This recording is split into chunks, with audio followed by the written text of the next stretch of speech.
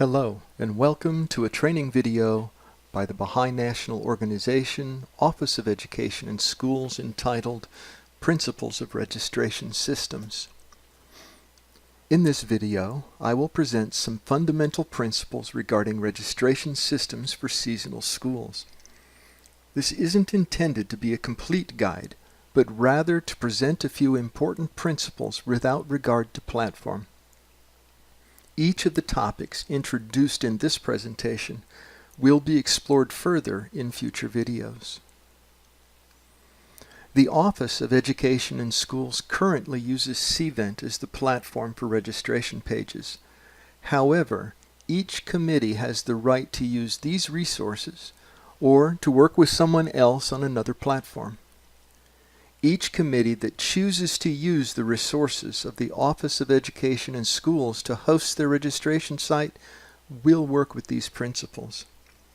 Still, the principles we introduce in this video are equally important for committees that are using other platforms. Principle number 1 is to keep it simple. The first thing to keep in mind is to keep it simple. Now, that doesn't mean you won't have some complexities.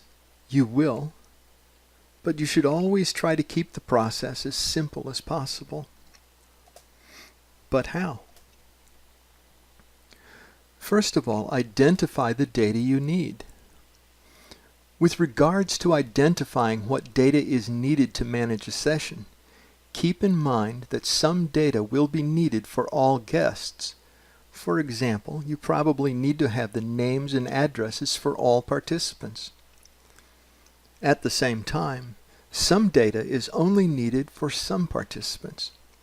For example, you probably need to know the ages of children, but not adults, so that you can manage children's classes.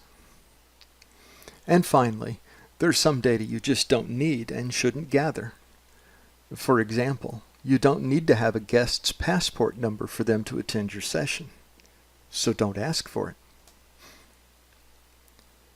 Then consider how to gather the data.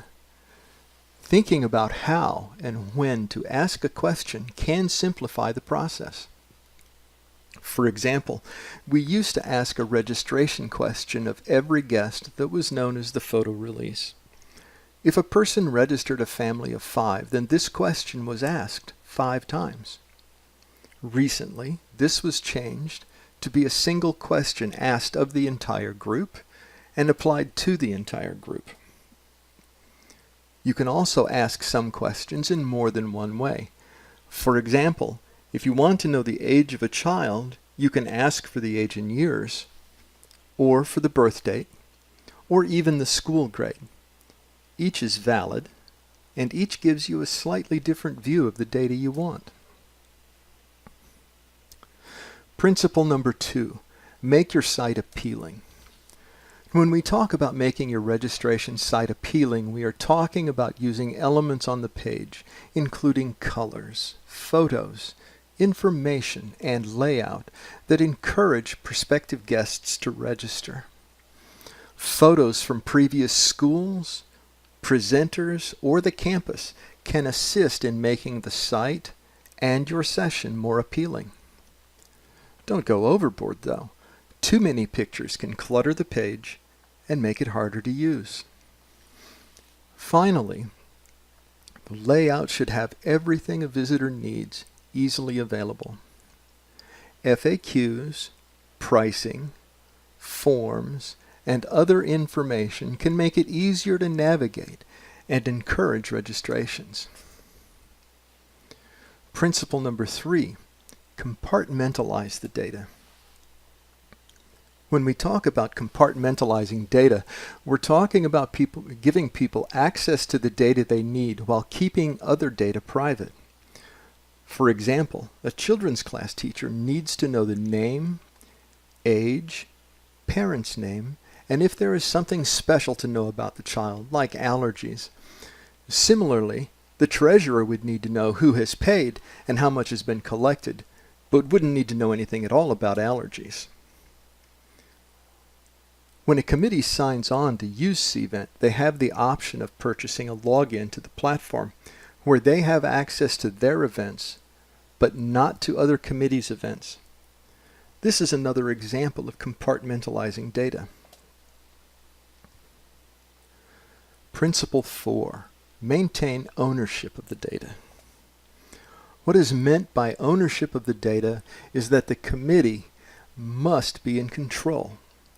When a committee uses the Cvent platform through the national office, they control their data by having direct access to it, by being able to build or modify reports, and by deciding who has access to those reports. While the national staff may make recommendations about distribution, the final responsibility rests with the committee.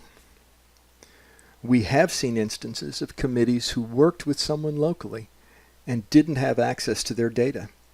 Everything had to go through the contractor. To overcome this, include a clause in your contracts that specify that the committee must have access to and ownership of the data. Principle number 5. Use one platform for all registration data. When building and maintaining a registration system for your school, you should include the thought that the registration system will hold all your registration data.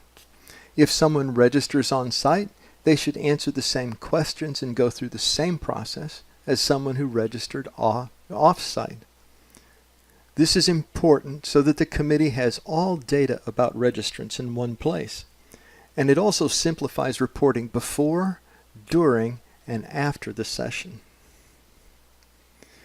Principle number 6, make it simple for staff.